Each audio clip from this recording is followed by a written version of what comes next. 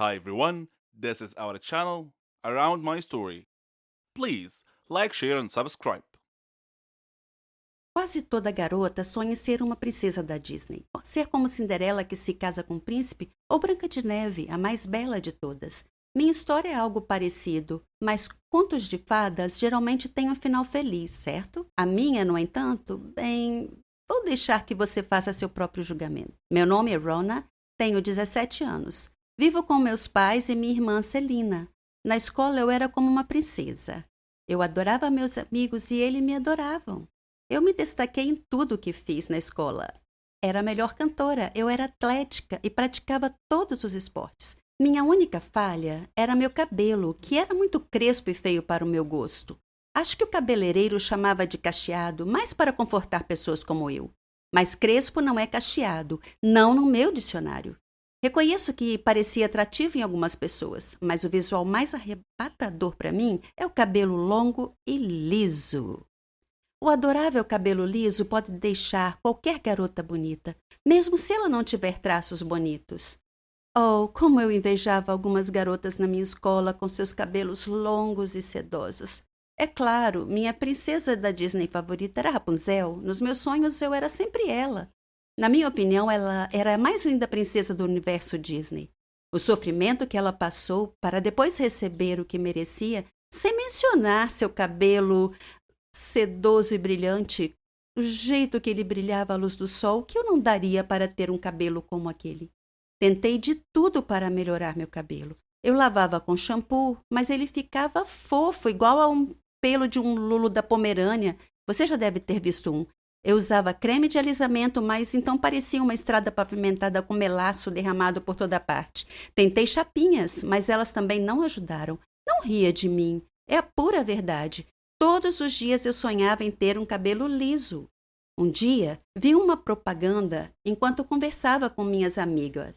Mencionei um centro de pesquisa da ciência da beleza e disse que alguns cientistas haviam descoberto um novo produto que não importava a quantidade de frizz ou cachos, transformaria o cabelo em liso e sedoso em poucos minutos.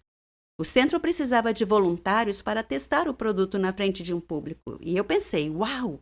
Meu sonho pode se realizar e ainda vou ficar famosa. Eu me inscrevi imediatamente.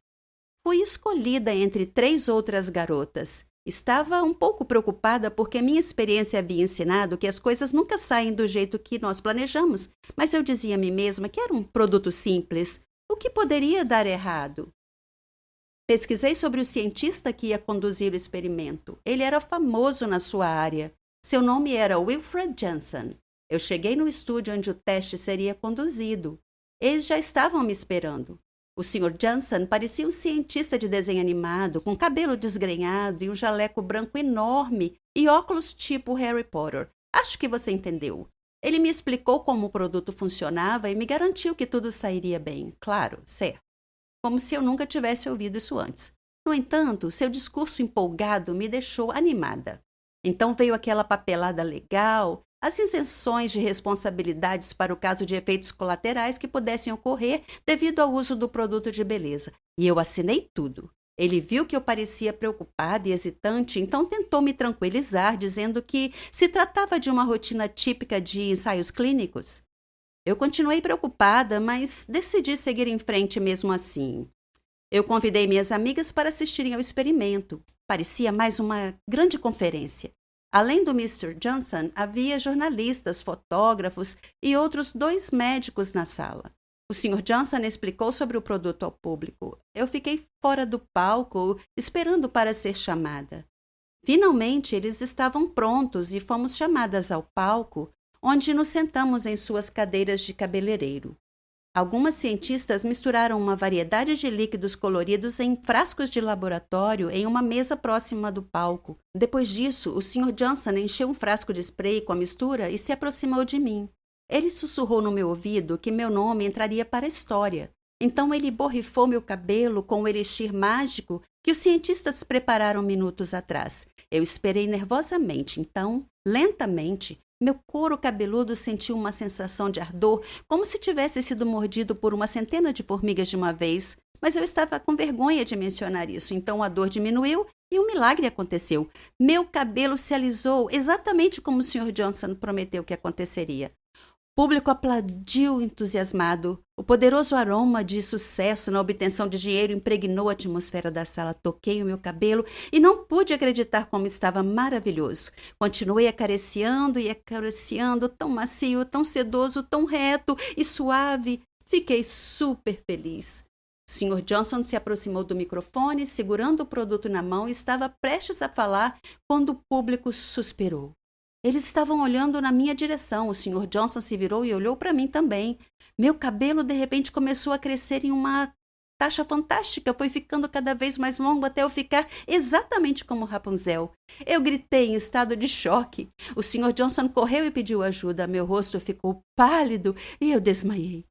Quando acordei, estava deitada no palco, em uma cama, com meu próprio cabelo preso debaixo de mim. Eu toquei meu cabelo e sim, ele ainda estava macio, sedoso e liso. Meu desejo parecia ter literalmente se tornado realidade. Eu era de fato a Rapunzel moderna que ganhou vida. É por isso que eu queria compartilhar minha história com você hoje. Cuidado com o que deseja, porque pode acontecer de verdade. Meu nome é Ginny, mas podem chamar-me de rapariga má se quiserem.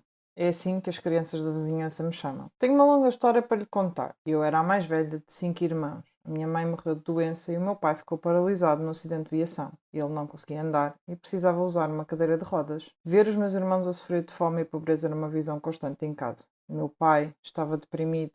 Os nossos vizinhos ajudaram-nos muito, mas eu estava constantemente preocupada com o que aconteceria se eles parassem. Então decidi tentar encontrar um emprego. Eu sabia que não seria fácil, porque tinha apenas 15 anos. Quem iria querer contratar uma jovem de 15 anos? Embora estivesse apreensiva e sem confiança, decidi encontrar um emprego. Fui a muitos sítios, lojas de roupa, floristas, mercearias. A resposta foi a mesma. Não estamos, de momento, a contratar.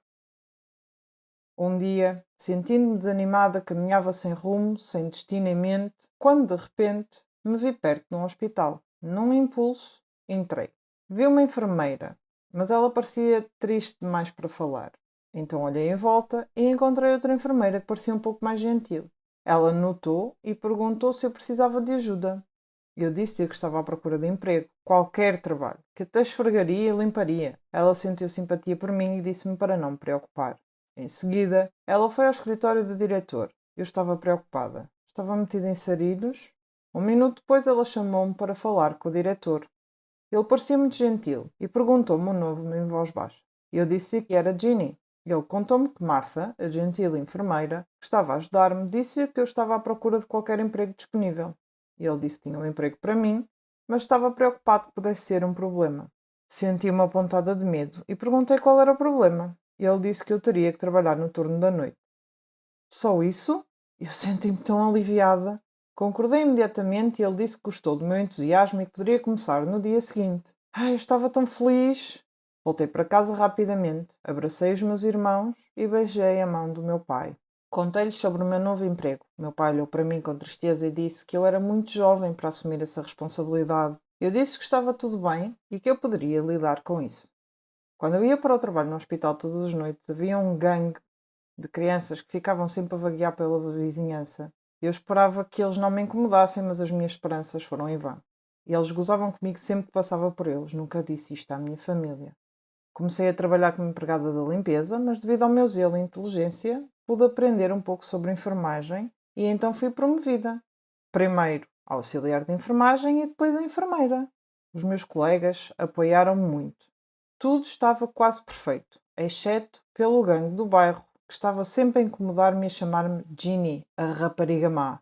Eu queria que eles simplesmente fossem embora e me deixassem em paz. Então um dia, um milagre aconteceu. Enquanto eu trabalhava no hospital, os valentões da vizinhança entraram com o seu líder em braços. Ele estava gravemente ferido, todo o seu corpo estava coberto de sangue. Eles gritavam por alguém que o ajudasse. Quando me viram, imploraram que eu o salvasse. Trabalhei rapidamente com a equipa. O seu estado era grave. Ele tinha sofrido um terrível acidente de moto. A equipa e eu trabalhamos afincadamente para estabilizar a sua condição e tratá-lo. Depois de estabilizá-lo, fiquei exausta. De repente, senti alguém aproximar-se. Era o gangue do bairro. Eles desculparam-se por me incomodar e pediram-me que os perdoasse. Eles disseram que não sabiam que eu trabalhava num hospital. Sorri e disse-lhes que estava tudo bem e que os considerava meus irmãos e irmãs. Outra enfermeira foi ter com eles e disse que o seu amigo estava bem. Fiquei tão feliz que o meu problema estava resolvido. E eles chamaram-me para falar com o seu líder. Ele tinha lágrimas nos olhos e disse-me que lamentava e pediu-me que o perdoasse. Ele foi tão sincero que fiquei comovida. Gentilmente pedi-lhe para ficar quieto e descansar um pouco. Quando estava a ir embora, ele chamou-me e agradeceu-me novamente. Depois desse incidente, o diretor chamou-me e elogiou-me por ter salvo a vida do paciente naquele dia. Eu ainda estava muito longe de realizar os meus sonhos, mas tinha uma boa vantagem. O gangue da vizinhança começou a chamar-me Anjo da Misericórdia. Fui amaldiçoada, e isso vai assombrar-me para o resto da minha vida. Tudo começou com uma piada, mas algumas piadas têm consequências graves, e quando isso acontece, a vida torna-se uma batalha difícil. O meu nome é Catherine. Tenho 16 anos e moro com os meus pais e a minha irmã mais nova, Mara. Eu gosto de música, representação e ver filmes de ação. Jogo beisebol e pratico balé. Até ganhei alguns prémios. Eu só tenho um problema. Gosto de gozar com as pessoas. É como um vício. Nunca tive cuidado com o que digo e nem me importa quem doa. As crianças que escolhi eram realmente amorosas e gentis. Mas isso encorajou-me ainda mais. Meus amigos eram exatamente como eu. Na verdade, eu era o líder deles. Nós caminhávamos como se fôssemos os donos da escola. Tínhamos um colega de turma chamado Norman. Ele não era exatamente o que chamaríamos de alguém em boa forma. Ele era o oposto da boa forma. Durante os intervalos das aulas, o meu grupo e eu roubávamos a sua lancheira e atirávamos uns aos outros, mantendo-o longe dele. Vimos-lo correr na tentativa de nos alcançar, mas ele parou no meio do caminho. Peso extra não o ajudou. Ele rapidamente ficou sem fogo. Sempre que ele entrava na sala de aula, nós o surpreendíamos atirando vegetais e frutas velhas e podres nele. Norman tolerou as nossas provocações. Ele não parecia importar-se muito, mas um dia uma piada foi longe demais. Concebemos um plano maligno. Dissemos que haveria um concurso de fotos, e quem fizesse a pose mais engraçada ganhava. Norman era tão crédulo que acreditou em nós. Na verdade, ele pensou um pouco e posou para nós. Fizemos o possível para não desatar as gargalhadas enquanto tirávamos fotos dele. No dia seguinte, quando ele chegou à escola, Norman descobriu que as suas fotos da sessão tinham sido afixadas nas paredes da sala de aula. E as crianças riam, escrevendo comentários por todo lado. Norman ficou mortificado e olhou para os rostos dos seus colegas. Todos se riam e apontavam para ele. Norman começou a chorar, seu nariz começou a sangrar, então desmaiou. Um professor teve que chamar uma ambulância para levá-lo ao hospital. Eu certamente não esperava que isso acontecesse. Sabíamos que Norman ficava às vezes muito cansado e perdia o resto do dia de aulas, mas não sabíamos que ele tinha um problema de saúde. Senti um profundo pesar. A maldição de que falei no início começou quando uma rapariga chamada Naomi se juntou à nossa turma como aluna nova. No seu primeiro dia, o nosso professor trouxe-a e apresentou-a. Ela sentou-se numa mesa da última fila. Percebi que ela olhava sempre para mim de um modo estranho e perguntei-me porquê. Ela olhou-me com desdém. Eu não conseguia entender porquê, afinal, era a primeira vez que a conhecia. Eu evitava, principalmente porque a sua aparência deixava-me desconfortável. E sempre que o meu grupo queria gozar com ela, eu dizia para a deixarem em paz. Eu senti que havia algo estranho com essa rapariga. Um dia, durante a aula de ciências, o professor colocou-nos em pares para fazer uma experiência de laboratório. Eu pretendia perguntar sobre a maneira como ela me olhava, mas antes que eu pudesse dizer alguma coisa, ela tomou a iniciativa e surpreendeu-me ao abordar o assunto.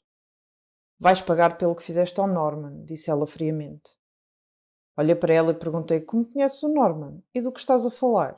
Ela respondeu, não importa como sei, apenas sei. Passei os dias seguintes a pensar nas suas palavras. Depois, Naomi ignorou-me completamente, sem olhares fixos, sem olhares acusadores. Era como se para ela eu não existisse. Eu não entendi. Então, chegou o dia. Tivemos um jogo de basquetebol. Era a decisão do campeonato. Mas eu ainda estava ocupada a pensar nas palavras de Naomi. Durante o jogo eu olho para Naomi e apanhei a olhar para mim, o que me distraiu. Um dos jogadores da outra equipa de repente esbarrou em mim, derrubando-me e fazendo-me cair mal sobre um dos joelhos. A dor que eu sentia. Tive que abandonar o jogo para ser levado ao hospital.